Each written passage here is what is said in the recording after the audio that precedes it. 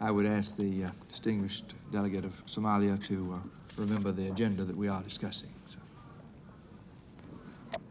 The incident was just one part of a systematic plan by France to strengthen and perpetuate French political and strategic interests in the region, regardless of whether or not the territory would accede to independence.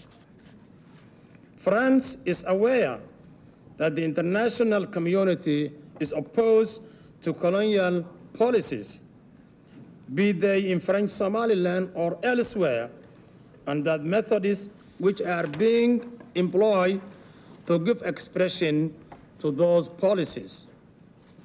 This has been made abundantly clear by the United Nations General Assembly, by the Organization of African Unity, and by the non-aligned movement.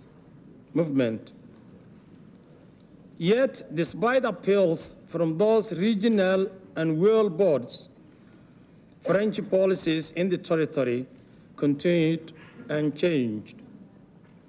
Those policies have caused so much bitterness, injustice, and suffering that the likelihood of that territory achieving independence in conditions of peace and harmony become more remote as each day passes.